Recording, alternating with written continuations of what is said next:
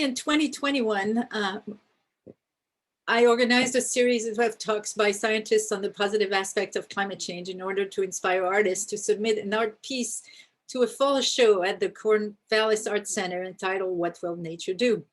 Submissions are requested by July 1st, and the exhibit will take place September 30th to November 13th at the Art Center. All the seminars were recorded and made available on the center website. This particular series of talks this term, co-sponsored by the OSU Art Sci group led by Dr. Jerry Bartholomew, the Corvallis Art Center, and the Department of Biological and Ecological Engineering, is by scientists who are also artists, or artists who are also scientists, with the goal to explore how their science might inform their art, or their art might inform their science. So it's my real pleasure to introduce Ali Trueworth, who is a PhD student in mechanical engineering and an MA student in environmental arts and humanities. She recently co-founded a group called Riverstone Renewables Coalitions, which is focused on centering the ecological crisis and environmental justice in renewable energy work and studies. She began school at OSU in the fall of 2018 and received her master's in the winter of 2021. Her research is in engineering design methodologies for ocean wave energy conversion. She will begin fieldwork in Sitka, Alaska in the fall of 2021, investigating the application of community-driven and ecological engineering approaches to marine energy design. Another announcement is that there will be an Artist Works in Progress meetup Zoom on Thursday, June 3rd, so next week at 5:30, to give a chance to artists to share and ask questions from each other. So Ali will give yet another talk to inspire the artists. And so Ali, it's your turn to inspire all of us with what you do. And thank you again for participating. Thanks so much for inviting me. I'll jump right into it, I guess. I'll share my screen. Oh, could I have permission to share my screen? Oh, I'm sorry. It's all good.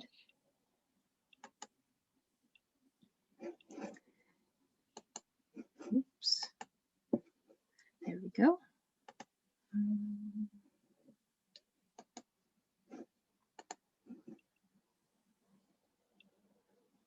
Is it working? Yes. And I can see that. Beautiful. Yeah, so I titled my presentation today, Community Built Creative, as sort of a nod to a lot of the people and programs in Corvallis, the Art Sci group and the grad student group that goes along with it, Seminarium, definitely being one of them, that have enabled me to really explore and embrace the idea that I could be an artist or a creative in this community. So I guess a thank you goes out to some of those people, and I'll talk about projects that we've worked on kind of later on in this presentation. But that's where that title really comes from. Oh, having trouble moving to the next slide. There we go. Since I've lived here in Oregon, I enjoy the occasional trail race. I've gotten into trail running quite a bit in the last few years. But whenever people ask me like, oh, so you're a runner, I always sort of cringe. I'm like, I don't know. I run. That's often also my answer when it comes to the overlap of art and science. When I started college back in 2013, my undergrad, I decided to enter an ocean engineering program, and science really fascinated me, especially ocean science, but I couldn't quite imagine myself as a scientist per se, as a natural scientist. But I really wanted to work with scientists. So my intention selecting this program and going into college was like, I said, I am going to go to college, I'm going to study ocean engineering, and I am going to work on underwater vehicles to really give ocean scientists the technology they need to do their thing. And I was going to get to be a part of that. via that work in ocean engineering. And when I was a junior in college, I got the opportunity in the summertime to do just that. I worked on in the Ocean Exploration Trust on the EV Nautilus, working on the 2 underwater vehicles that you see here. And kind of the same attitude, I guess, I've adopted, which maybe isn't entirely healthy, as I'll explore a little bit later. It's like, am I a scientist? Maybe, but I definitely do some science. Same thing can sort of be said for my dabbling in the arts. The first question that often comes out, are you an artist, is what's your medium? And I usually shrug. Well, like, I write, and that is the primary medium that I identify with. Although I've definitely been inspired through the Environmental Arts and Humanities program at Oregon State to improve my ability to kind of appreciate and engage with a lot of other forms of art as well. So as was mentioned in the beginning, in the introduction, I'm working on 2 degrees, the kind of primarily my PhD in mechanical engineering, where I work in ocean wave energy, trying to answer questions about how we design and assess wave energy converters, how that could be improved, how we could better quantify and model the climate impacts of renewable energy technology. And I'm about to venture into a bit of research, asking questions about the applicability of ecological engineering approaches and community-driven design approaches to better integrate some of the social and environmental challenges of renewable energy and renewable energy transitions into the design of these actual systems. Yeah, this was sort of wave energy was kind of this amazing for me combination of kind of work in ocean engineering and an interest in the ocean sciences with the field of renewable energy, which when I was introduced to wave energy in 2015 was sort of my 17, maybe 20-year-old self's like way to do something about climate change, which is what I was very concerned about and is of course still something that, you know, some nights keeps me awake. But it's been a long process kind of staying in this field. That was sort of this happy match, some of my interests. This year I founded with my partner and one of our colleagues and friends, Riverstone Renewables Coalition, which is also mentioned in the introductions. This is I'd say my latest creative endeavor. The name Riverstone Renewables comes from, Riverstone actually comes from a metaphor by kind of put forth by Kathleen Dean Moore in her book, Great Tide Rising. She asked the question at the end of the book, what can one person do to address our ecological crises? And you know, she compares a river to kind of this sweeping, systematic processes and the economic system that we live in and are a part of, to a river, and say, when you look at a river, it seems almost you're unable to sort of stop or change the flow. But she recognizes that every rock, every tree that falls into the river, it does divert the flow, and it does change how the river moves. And that is kind of the motivating metaphor behind this group, is how do we, as people working in renewable energy, center the ecological crisis, center some of these environmental, climate, social justice issues that the public at large is grappling with right now. How do we center it in our own work and make renewable energy research and kind of development into a stone in the river, you'd say, that can help change the flow of today's major crises. And that kind of, so my work in the Environmental Arts and Humanities program goes along, asking questions that sort of go along with those that I'm working with in that group of, can renewable energy support the larger social projects of liberation, democracy, decolonization even? Is it possible that these technologies can support social and environmental justice projects? And what is the kind of world-making capacity of renewable energy? I joined that program about a year after I started my PhD program, so in 2019, but it'll probably take just as long as the PhD. Yeah, so what this process of sort of melding art and science, or I guess more aptly in my case, the humanities and engineering, has taught me about the kind of work that I want to do, and not only that, but the way I want to do it, and the kind of professional that I strive to be as I leave school here eventually.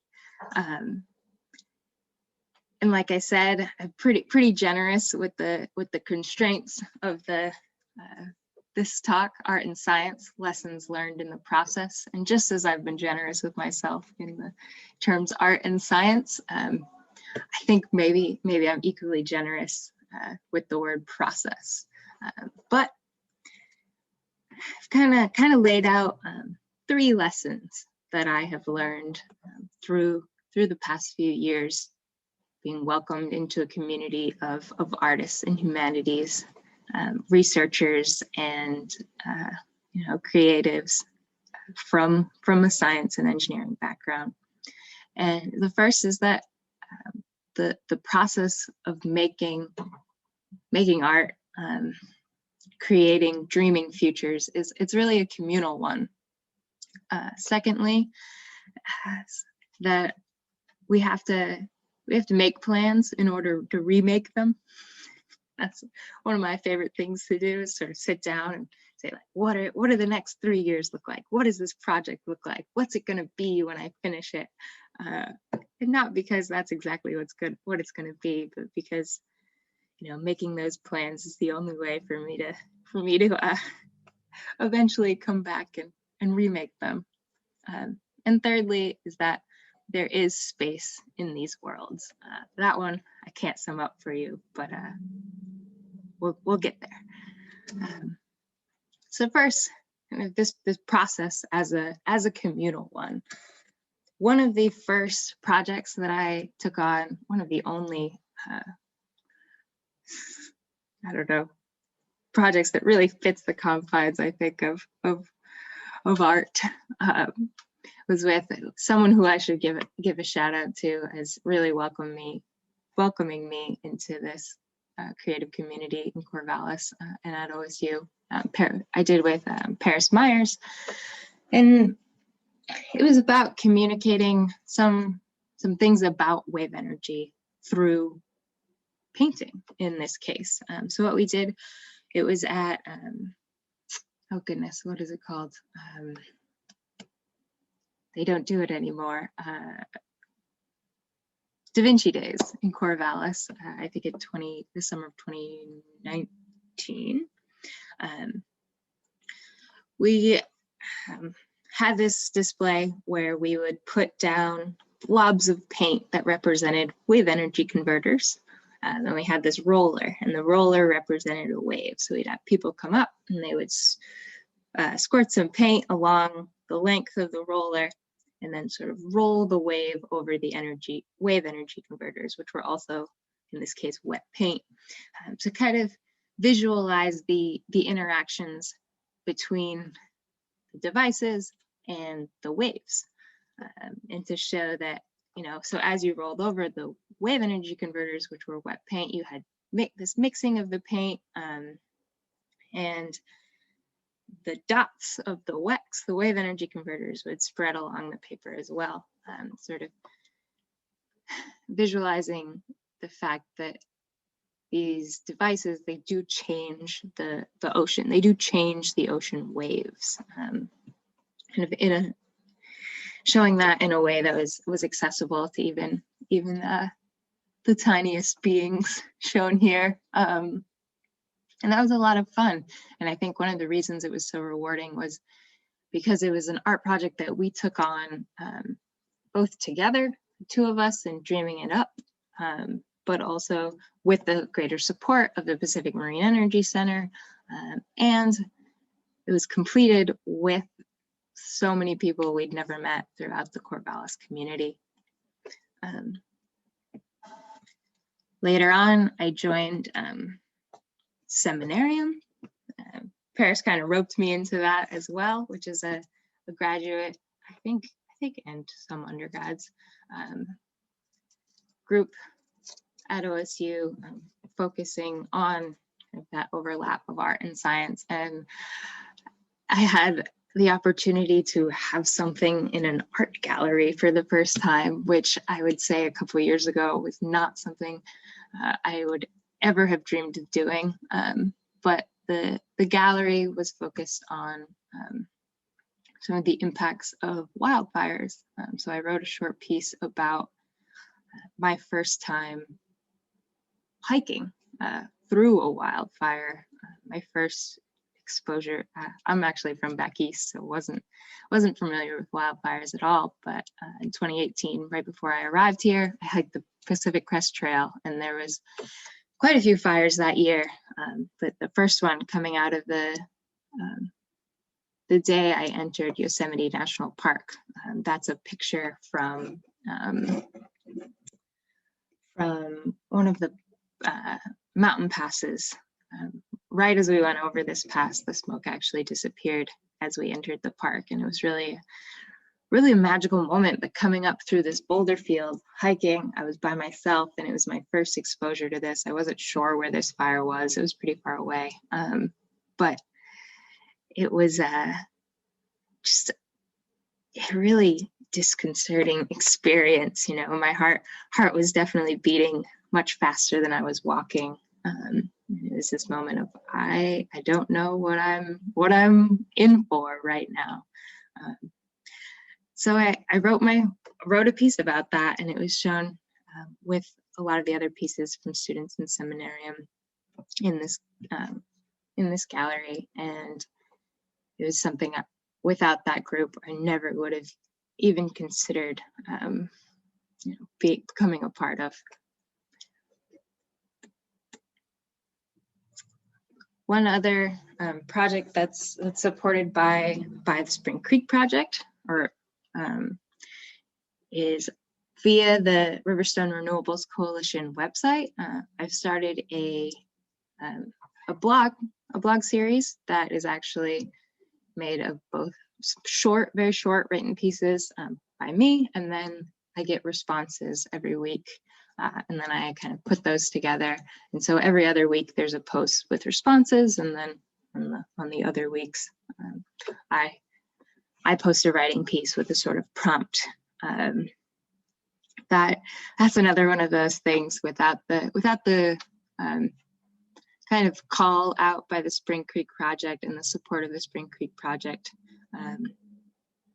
I never would have taken on, I don't think. And that's also one of the reasons I decided to make this project, again, a sort of communal one, where I was getting responses, and I didn't have to put out academic sort of writing, but rather some more personal stuff, in hopes of getting kind of some more personal and compassionate responses. The point of the series is to really invest in thinking about communicating compassionately and building better relationships with one another and our environment. So again, that's just one of those ways that the overlap of art and science has been a very communal process for me. Secondly, we must make plans to remake them.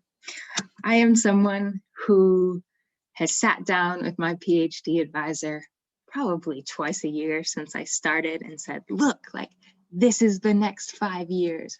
This is this project. And with this timed outline or an abstract, when I start a project or a paper, one of the first things I do is sort of visualize the end result or write that abstract.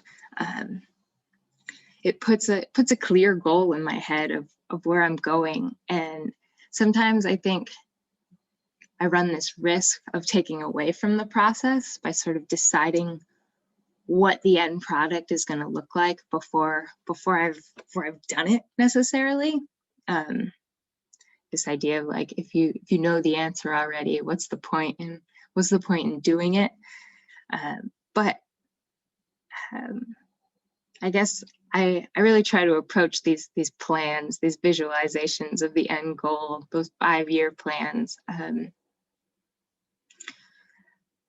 with the knowledge that they're going to change, and that I will circle back to them as I learn more, as I dream, kind of in different directions. I feel like everything I read sort of pulls me a little bit in a different direction. And the language I use in a certain writing project is just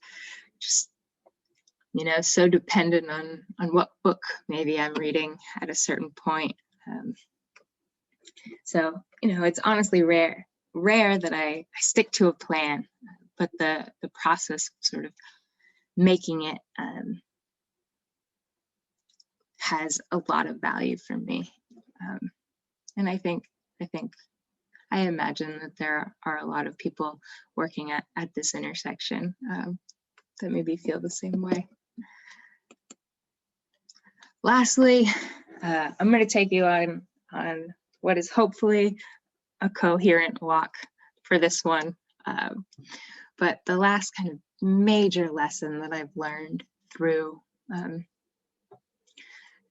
making engineering and the humanities really work together is that, and through just participating in other art projects and creative projects, is that there really is space in these worlds. What I mean by that, well, we're going to step through this one. But around the same time that I started creating art and investing more time in understanding the role that art and creativity play in our world, I was also simultaneously, through the Environmental Arts and Humanities program especially, beginning to learn about concepts of reciprocity, of plurality, relationality, kind of understanding the interconnectedness of the human and the non-human world. And I was being introduced to kind of a massive new body of social and environmental movements that I didn't even know existed. And I was reading the work of authors who imagine better futures. And I learned from social theorists and philosophers about how important it was to not only engage with those futures that were being imagined by others, but just to enable one another to participate in that process of imagining, of imagining something better, you might say. And so when I arrived at grad school, I was really, really concerned about climate change. That is something I knew I had to really embed in my work in engineering. But this web of ideas that I was learning about, ideas about justice and equity, it sort of exploded my definition of climate change. And this quote is one that I always find myself coming back to as I learn more and more, and as I continue my work in renewable energy, especially, it takes on more meaning. And it's that it's by a climate communication expert, George Marshall. He says, "The largest, most extraordinary and damaging misframing of all was that climate change could be defined entirely and exclusively as a problem of gases." And I think within renewable energy, we're prone to adopting this definition of climate change, one where it's only concerned with emissions. And I've learned in the past few years that that's really not the case. I've got some books on some slides here that have really shaped my writing and my scientific endeavors over the last couple of years. And the next 5 minutes or so might bounce around a little in terms of ideas, but I'm hoping I'll bring you back to something at the end. Yeah, feel free to stop me. I guess anyone watching on YouTube afterward won't be able to, but anyway, kind of through these are two of my favorite books, two books that really changed things for me, and taught me that climate change, not only as a problem of gases, but it's a challenge to our relationship with the land and with non-human beings, and a challenge to reconceptualize our interconnectedness among these beings. These two books really brought me to an understanding of climate change as not something that we can do something about just exclusively or primarily by cutting our emissions, but that addressing it requires engaging in creative endeavors and joining up with people in our community and demanding equity and justice for humans and non-humans, building this reciprocal relationship with the land instead of a strictly extractive one.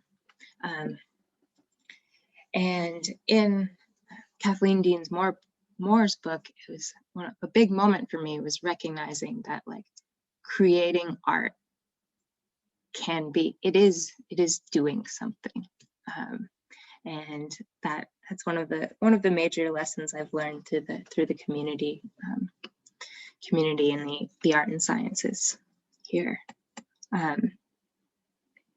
In 2016, I was down in Costa Rica volunteering on a sea turtle reserve, and we got to this nest that had been opened up by vultures, and we were kind of cleaning it up because there's so many on this beach that sometimes they have to sort of be taken away, so otherwise they'll be just dug up by other sea turtles. But as a young student, I opened these up, and what you're looking at is sea turtle eggs that are literally cooked. That looks like what you take off your stove when you scrambled eggs. Well, maybe if you're not that good at it, but you get where I'm going here. But these are eggs that they're cooking on the beach. And this is in a place called Ostional in Costa Rica. And this community, people's livelihoods absolutely depend on these turtle eggs. I think it's about a 2-hour drive to the nearest grocery store.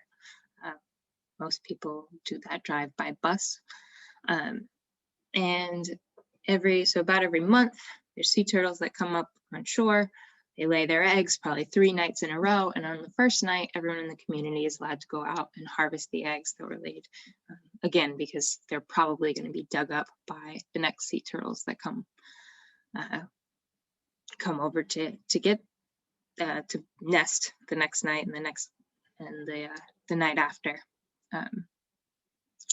But the preserve the organization that works on this beach, they're very much a part of this community. The people that run it are from, or maybe not necessarily from, but they live in Oceanal, and are usually, native to Costa Rica.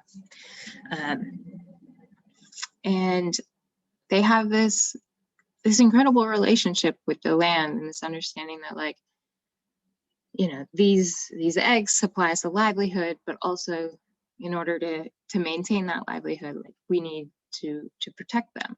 We need kind of some rules, and we can be supported by the scientists that come in here to do investigations.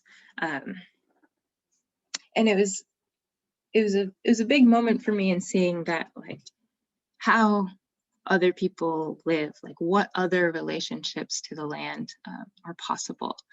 And it's unclear necessarily, at least to me, just as an onlooker and a volunteer, whether this preserve, this organization that counted and helped to take care of the space for the sea turtles to nest, whether the people in the community would have decimated sea turtle populations were they not protected.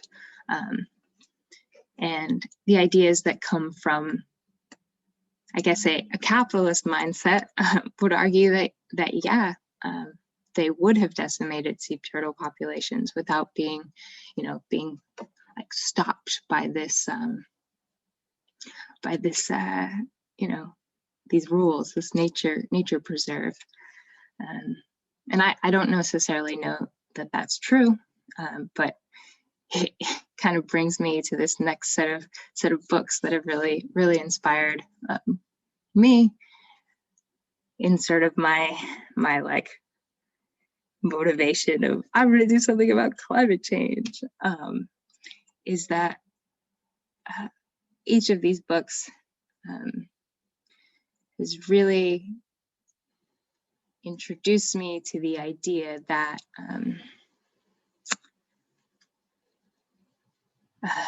that the ecological issues that we are trying to address are really hard to address if we don't take a hard look at our economic systems. Even with, the sea turtles on the beach, regardless of whether or not, the people in that community would have decimated these populations. It's a question that we have to ask, what economic incentives might they have had to, and in what scenarios do our economic systems might one day force them to. And so here I am as a student introduced to this massive idea that looked like maybe we don't have a chance in avoiding a full ecological breakdown if we don't rethink kind of our primary Western social and economic system, this thing that drives so much of what we do. And what goes hand in hand with that is the individualization of environmental responsibility. I think that we're often is put on us as individuals today, as opposed to as a collective. That if we just don't waste water, and if we personally just change our behaviors, well, our individual behaviors are both responsible for and able to make the change that needs to happen. And I think many of you can probably see a fault in that logic. There's definitely a collective responsibility that is in no way even between from individual to individual.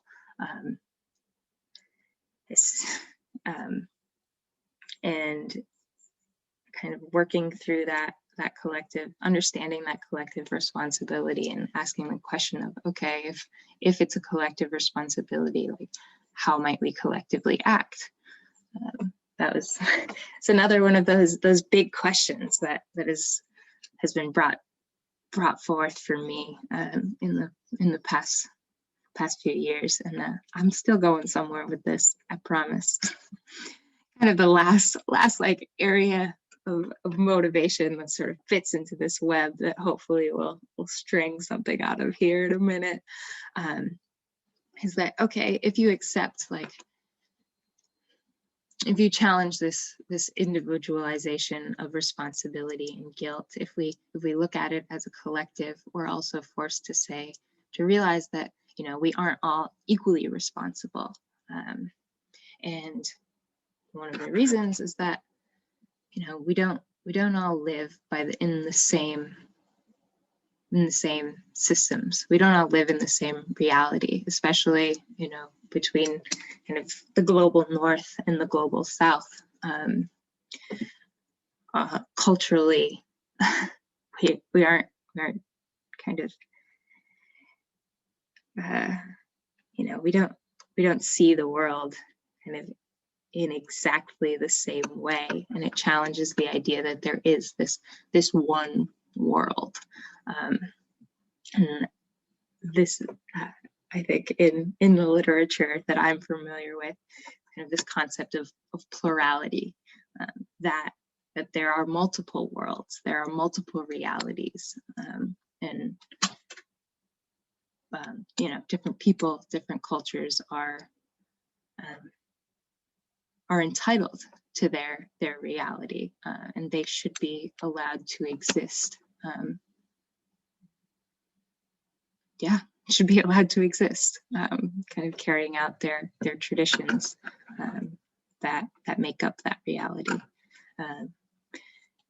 And these two books circle back to engineering for me, and the question of, like, okay, and when we're designing, these books look at design as much bigger than engineering design. Like, how can we create justice through design? How can we support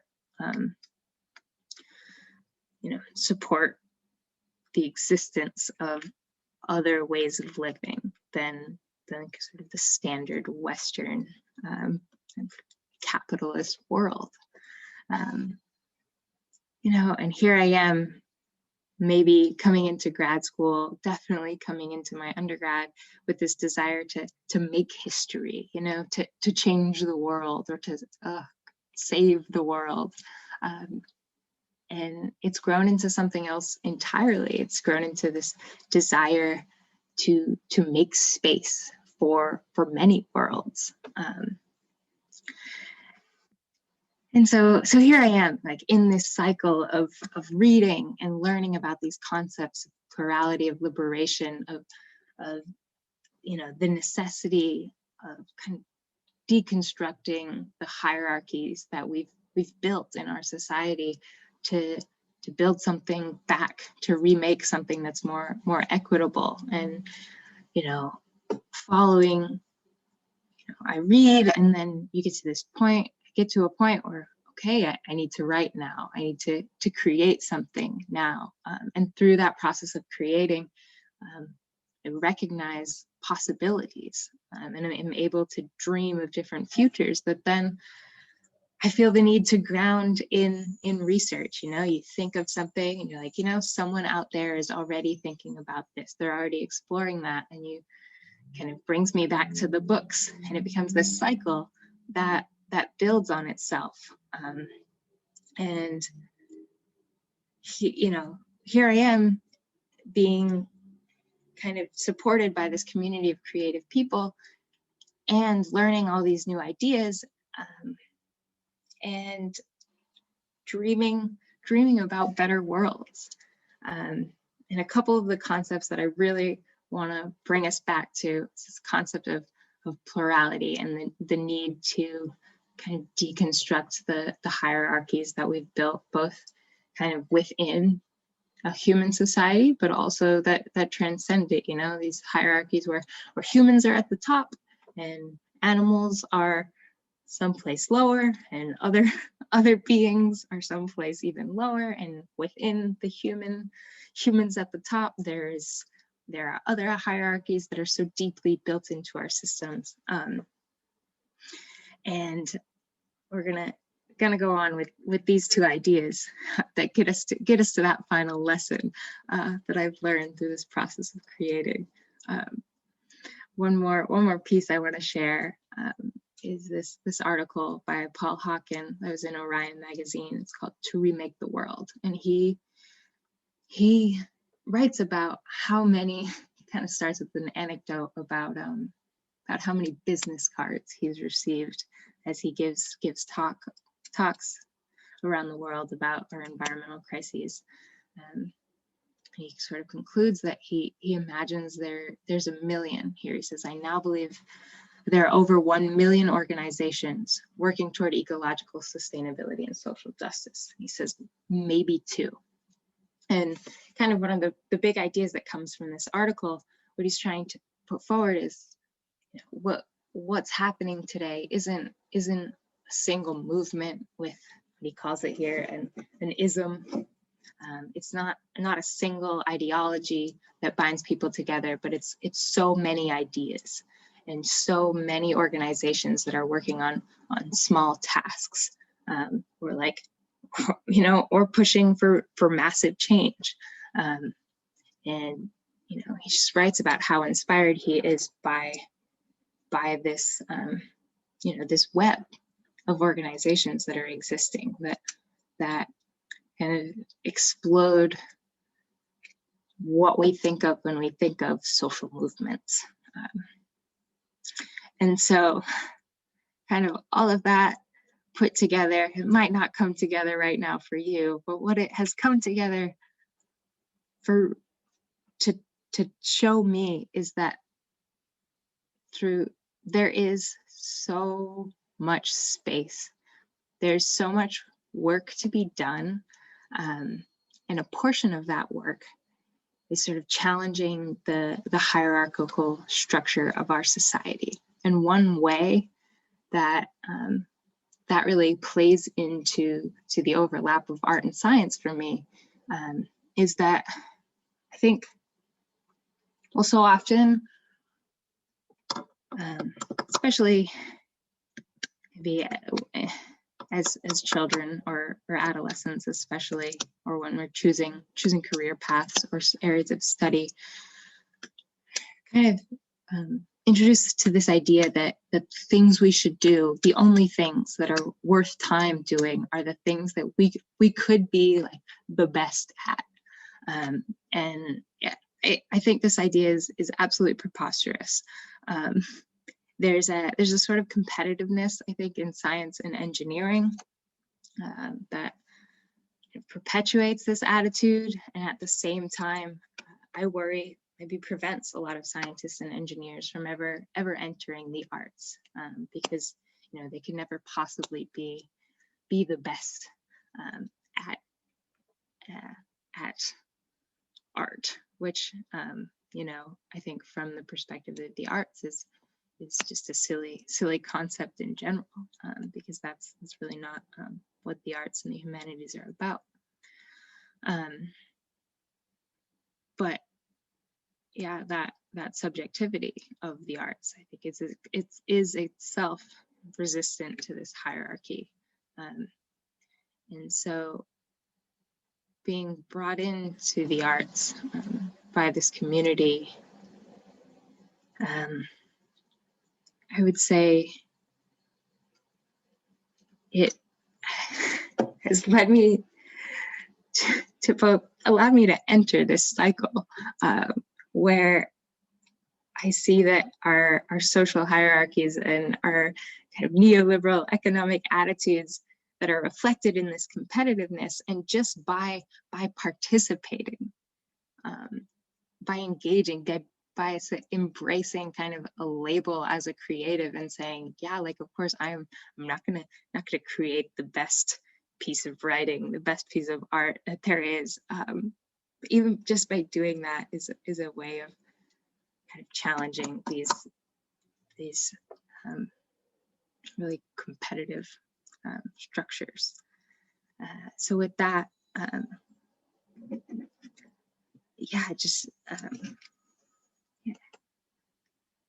so with that, I would say that the process of you know, of making engineering and humanities meet has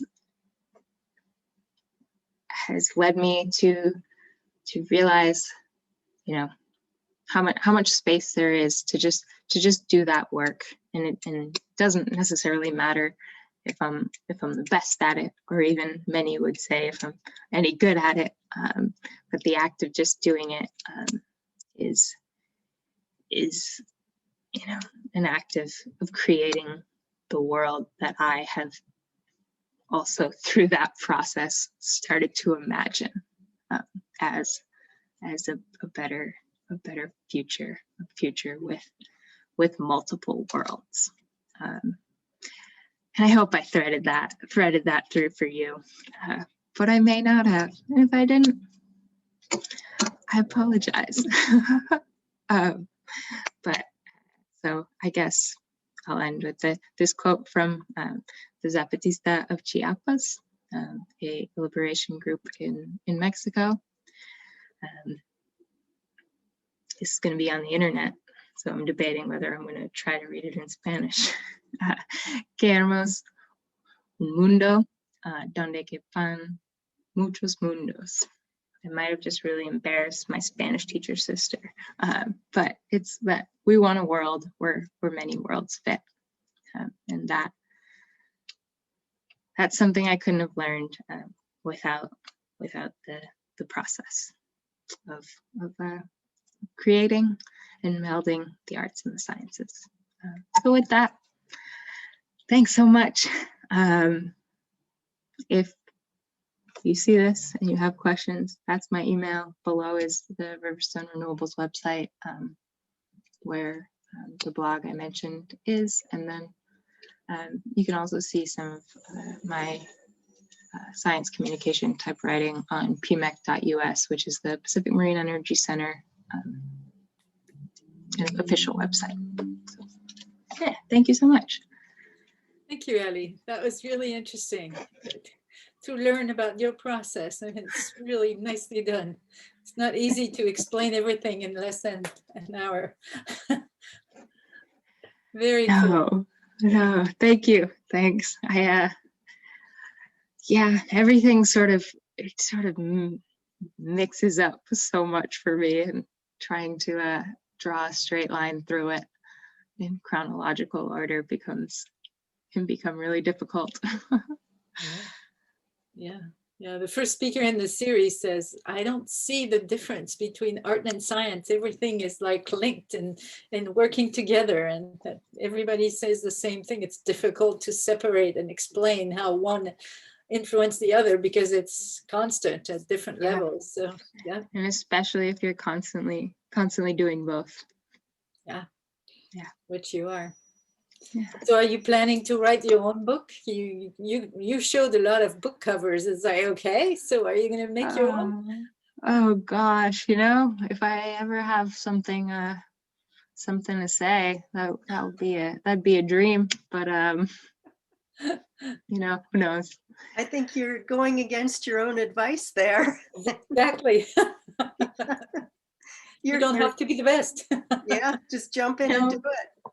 Yeah. I guess. I mean, love the idea of the plurality, and we get so caught up in our own ways to look at the world that I think it's something we have to constantly be reminded about. I mean, look at, certainly politically and the ways that the world has reacted to a pandemic and people have reacted to a pandemic. It's so clear that there are different approaches out there, and ours isn't always the best approach for especially things like climate change. Yeah. And I guess seeing what's happening in other parts of the world and making that all fit together. I actually liked that book cover. I had to think about that. The designs for the Pluriverse. Yeah. That book is it was a real life changer, but it's extremely academic. It's like a, an hour per 10-page sort of deal. Oh, well, I'm not going to go out and read it, but it's something.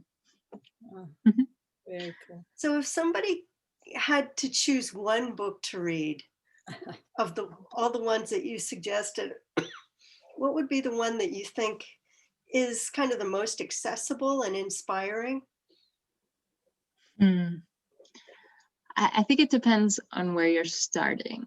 I think if you're starting as someone who is like, I want to do something and I'm looking for a book that's going to tell me how, and you're already sort of in that place where you're like, I want to do something. I think Great Tide Rising by Kathleen Dean Moore is, she writes, she's funny, she is pretty sassy, and she gives it to you straight, which I appreciate, and kind of has a really good balance of like, don't think you can do it all, but don't forget that you can do something. And yeah, I find that book very inspiring. I have a new student, and she swears by braiding sweetgrass. She says, it's like American Indians have a long culture that we've ignored pretty much, and we're just starting to pay attention to them with the fire and prescribed fire, for example. Yeah. And to her, that's been the most inspiring reading she's had, and it's really interesting to see her move forward with her master's project, just thinking about, how would you go about it? And she's really interested in looking at the climate when, there was American Indian here. And so, and of course, we don't have any record or anything. And so, but however, we say that because we don't have, thermometers that pick, but there is history, there's oral history about certain events that have happened in the life of the tribes. And, those can be translated into climate events for us scientists. So it's really interesting to see how that book was really an inspiration for her. So it's funny to see you mention it because it's a good one too. Yeah, I know a lot of people from a lot of different disciplines, academically and just outside. I read an article that was talking about that book, and it like hit a bestseller list really quite a long time after it came out. And there is the booksellers saying that, like, because what happened was people would go into the store, buy one, read it, and then come back months later and like buy 3 more for everyone they knew. Because it really is. It's definitely inspirational. It's a little less prescriptive, I guess, than Great Tide Rising, but it's a great introduction to other ways of thinking. Mm-hmm. Yeah.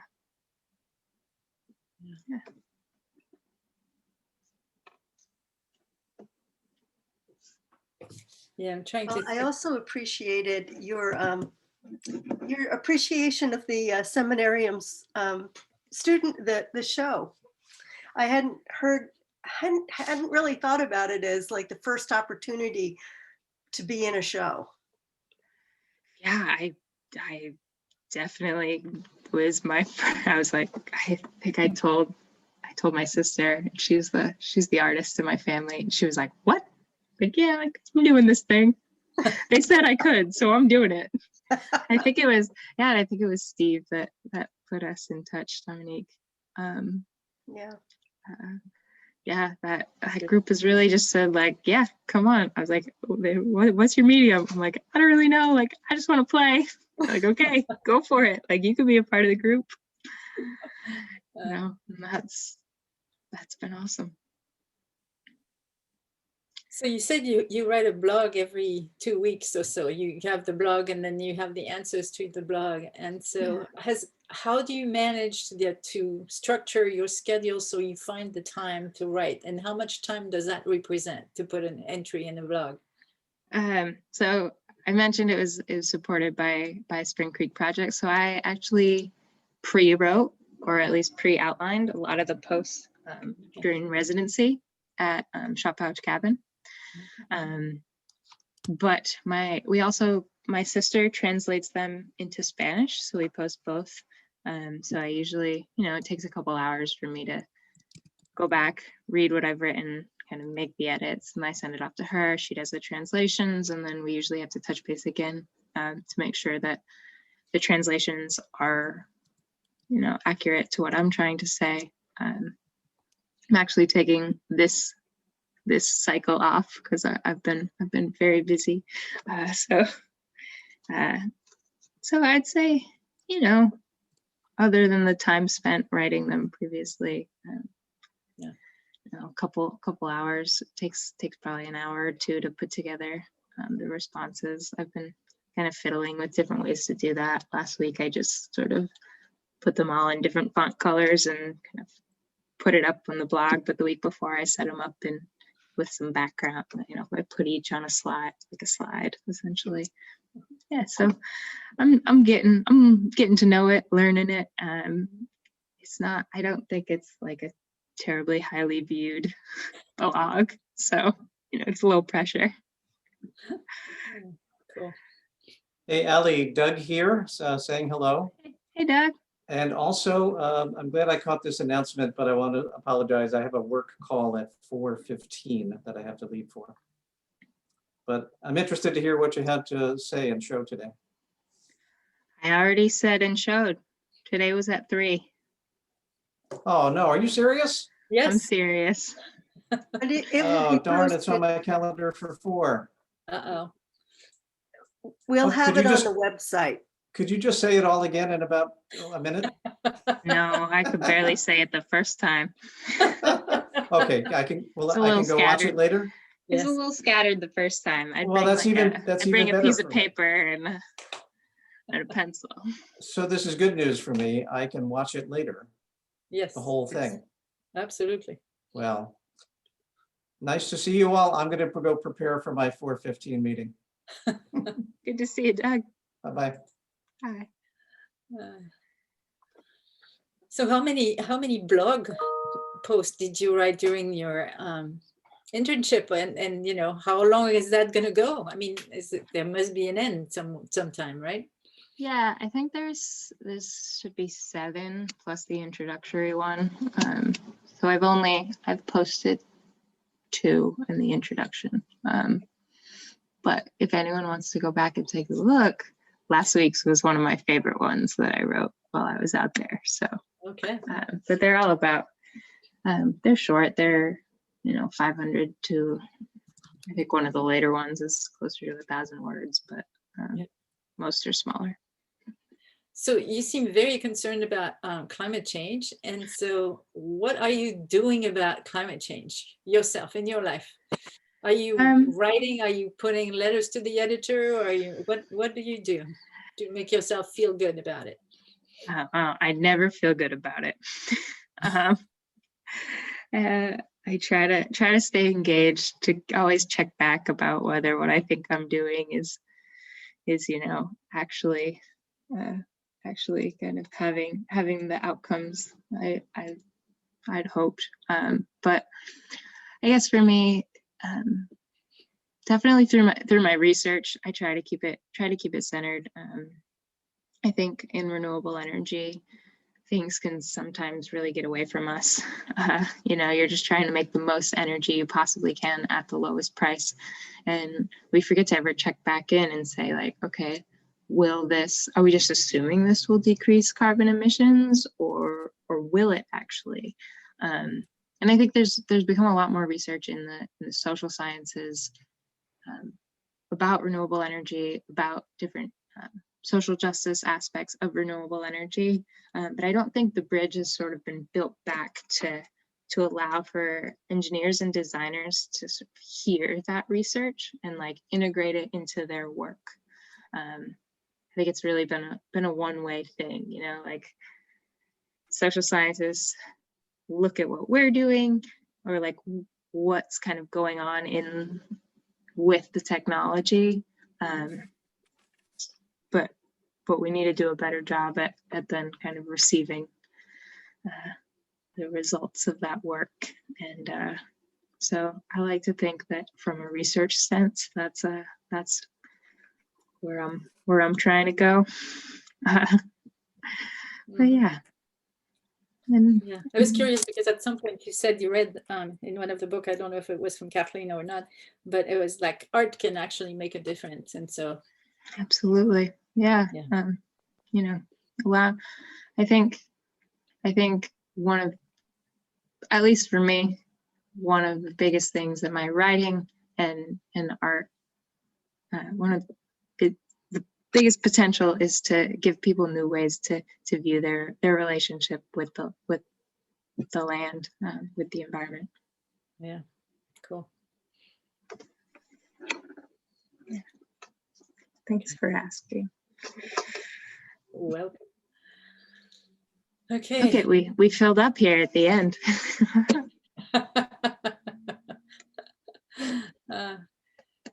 Carol or Jeff, you were there from almost the beginning. Carol from the beginning. Any questions for Ellie?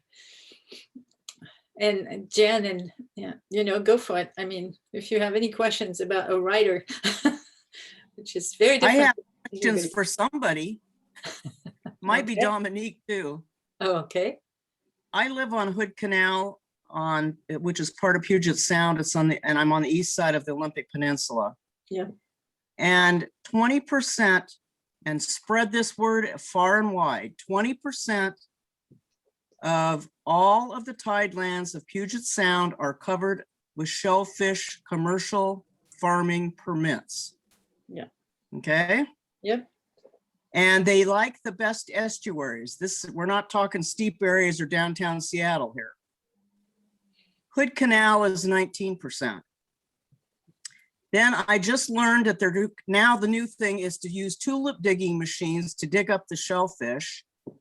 And they use harrows to shake up the oysters so they grow faster. And we're talking 200-acre tideland farms in some cases with the tulip digging machine. Then I also just read new research that says that they were researching something else and then looked into trawlers and how much carbon they release when they disturb the sediment. And the amounts were huge.